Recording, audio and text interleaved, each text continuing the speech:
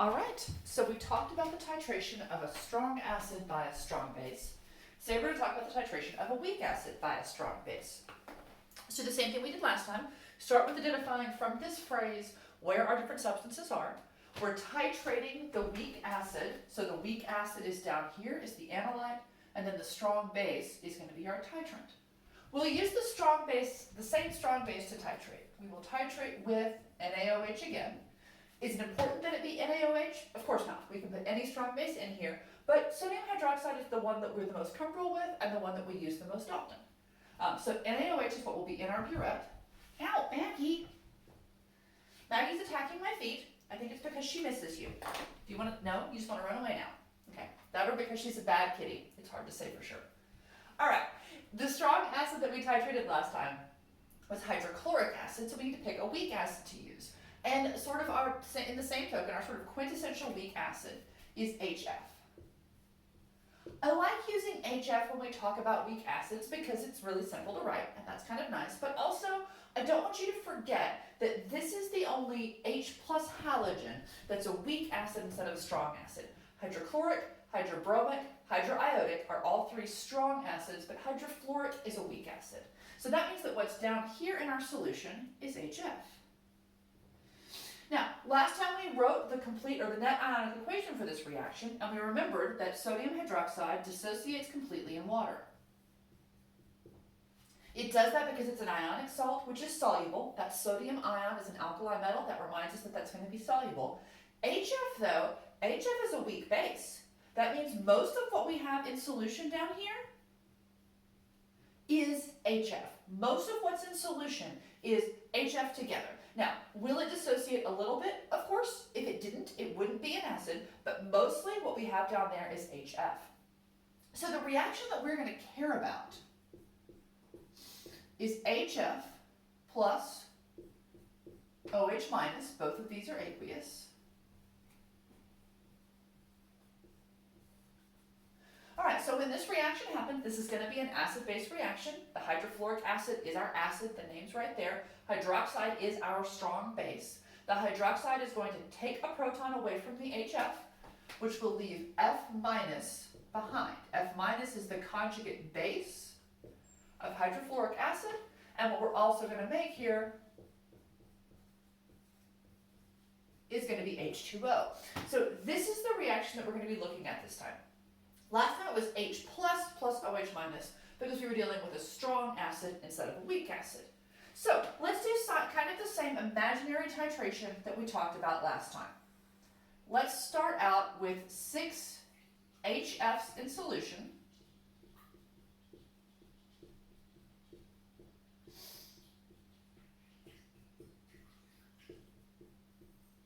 And we're going to say that each of these HFs symbolizes 0.1 moles of HF.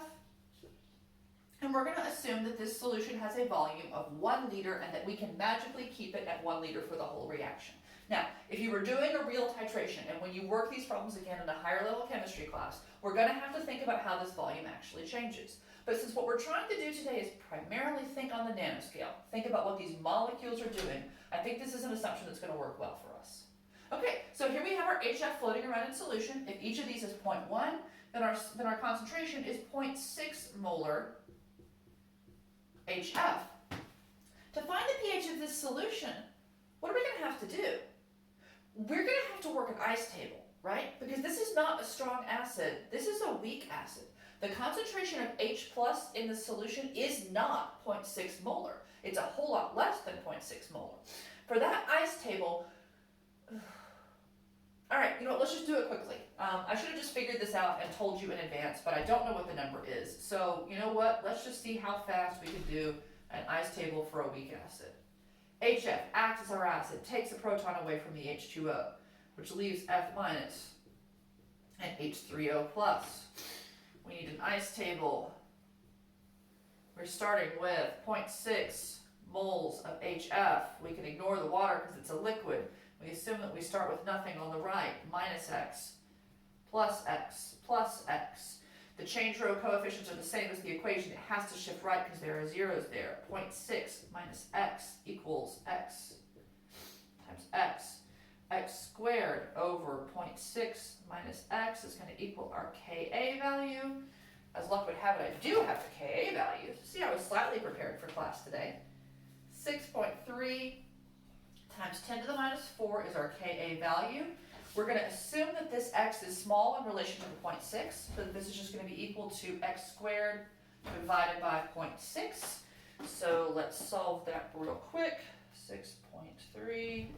Calculators work better when they're on. Just a little pro tip for you. Times 0.6 is equal to, we'll take the square root of that answer. That's going to give us our x value, which is equal to 0.0194. And then minus the log of this will give us a pH of 1.71.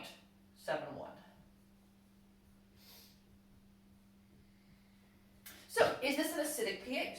Sure is. We said at the beginning that this was an acid, but if you remember how acidic it started when we were using the hydrochloric acid, it was at like 0.22. It was a pH less than 1. So while this is an acidic pH, it's not as acidic as it was when we were doing the strong acid, strong base titration. All right, so we're going to make a graph today, just like we did last time. Our x-axis here is added NaOH, and we're going to add it 0.1 moles at a time, but right now we haven't added any. We're at 0 moles of NaOH added.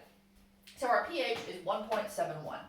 So there's 1, there's 2, we're not quite to 2. That seems like a good point for me. All right, so far so good. I'm going to erase this. And now let's see what happens when we add 0.1 moles of OH minus.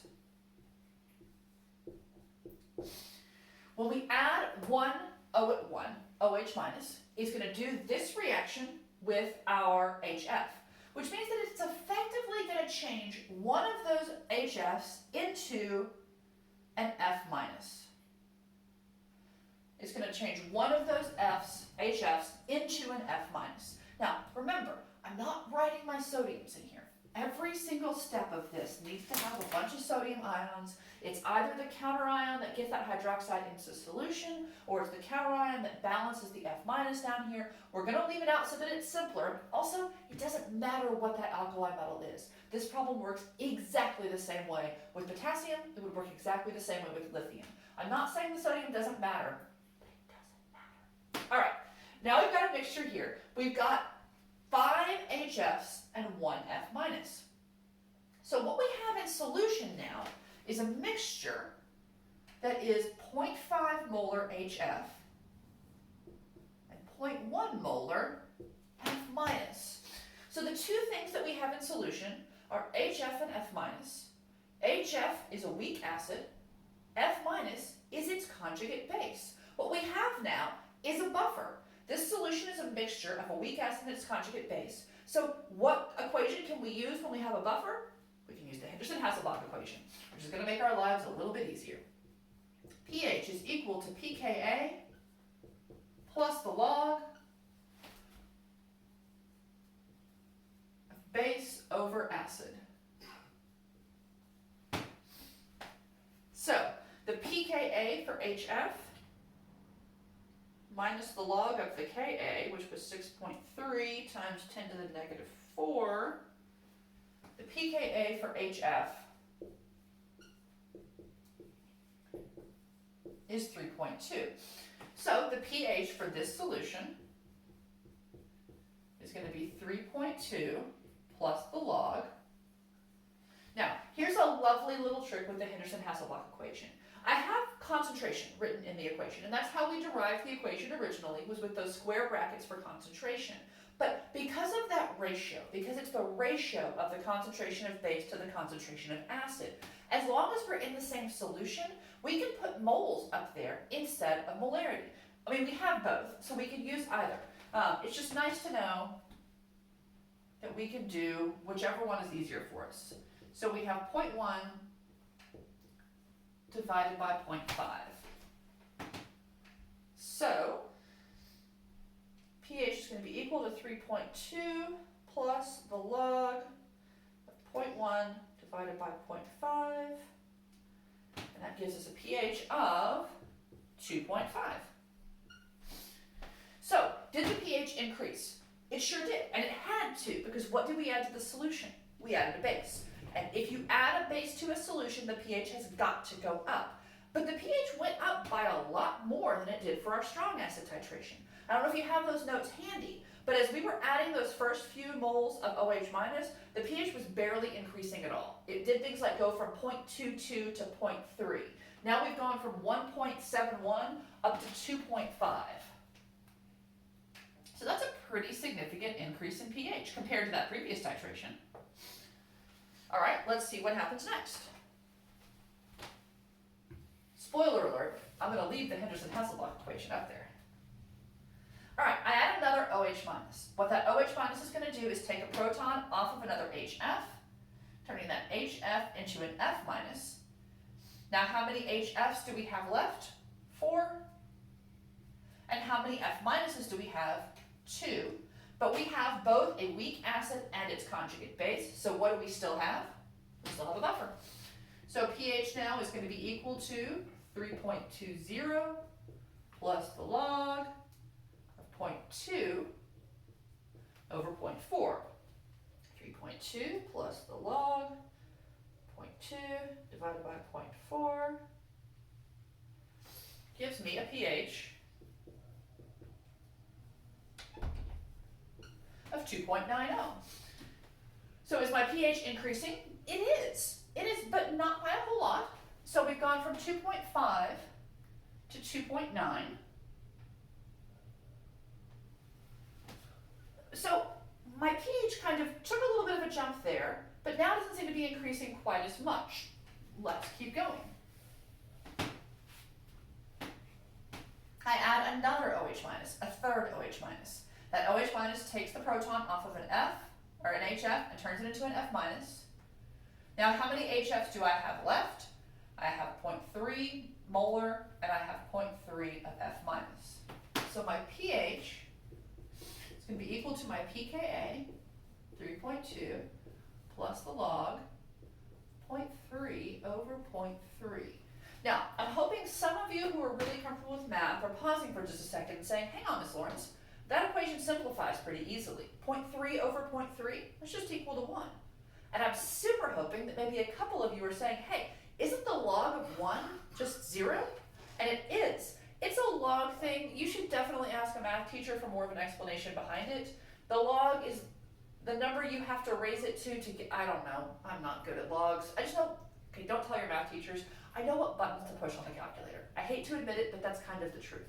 So if you don't remember that, or don't believe me, plug it into the calculator. But the fact remains that the pH is just equal to the pKa. The pH is just equal to 3.20.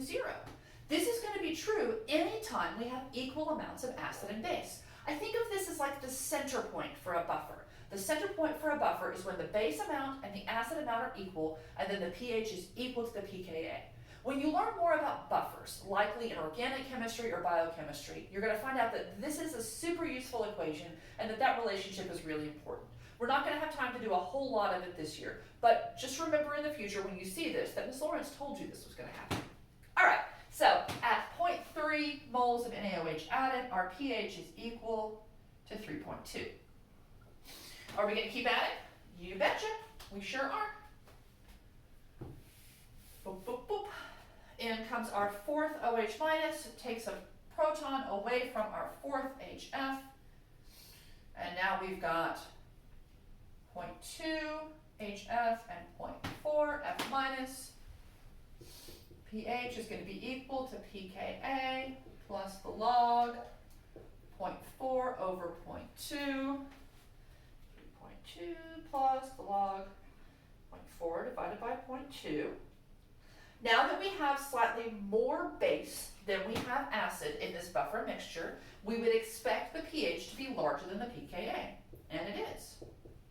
So one of the nice things about going through this analysis today is we're also getting a little bit more comfortable with this Henderson-Hasselbalch equation. When the amounts of acid and base are equal, the pH is equal to the pKa. When we have more base, then this fraction is greater than 1. The log is a positive number, and the pH is a little higher than the pKa. But when we have more acid than base, then that fraction is less than 1. The log of a number less than 1 is negative, and our pH is a little lower. How fun is that? All right, 2, 3. Here we are, 4. Our pH is 3.5. Again, every time we add base, what does the pH have to do? The pH has to increase. All right, I'm going to go ahead and do the math for this last one for us and get 3.90.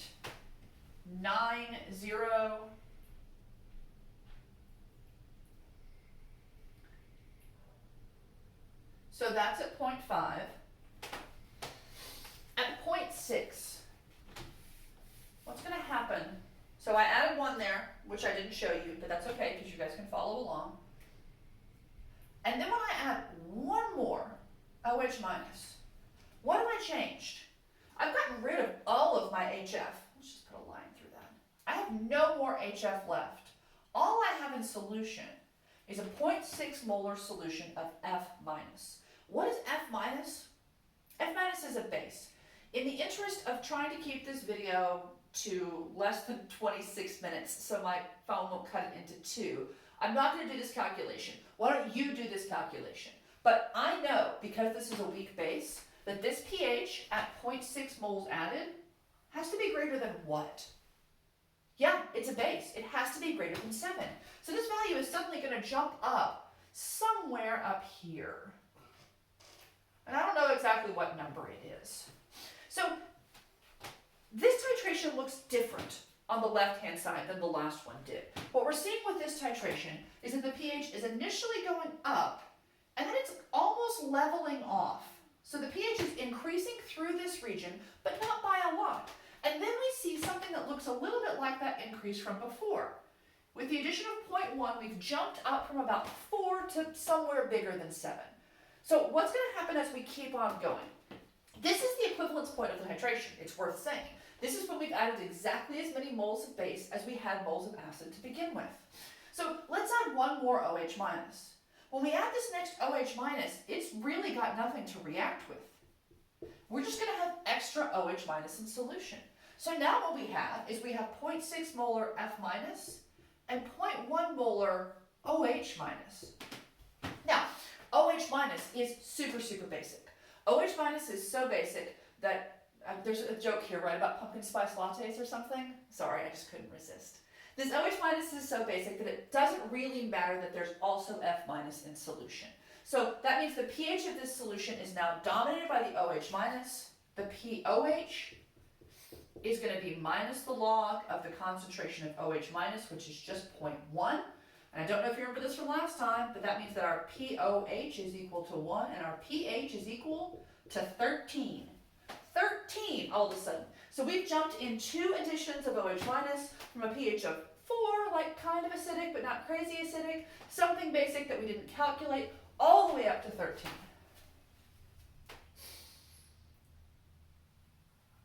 Now I'm hoping that some of you might already be guessing. As we keep adding OH minus, this is going to go to 0.2. We're going to end up with exactly the same rest of this curve that we had for the strong acid, strong base titration. When we're past the equivalence point, the pH of this solution is dominated by actually having hydroxide ions, actually having OH minus in solution. You can effectively ignore that F minus, and the last part of this curve is going to look just like it did last time.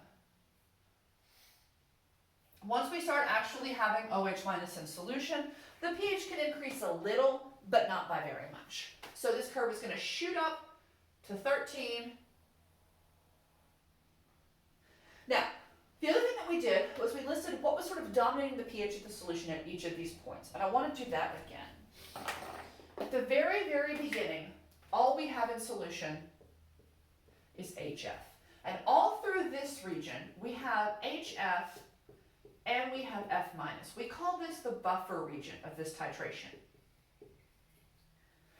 When we add a strong base to a weak acid, that strong base takes some protons away from some of the molecules of weak acid and ends up creating a buffer, creating a weak acid and its conjugate base, a mixture of the two.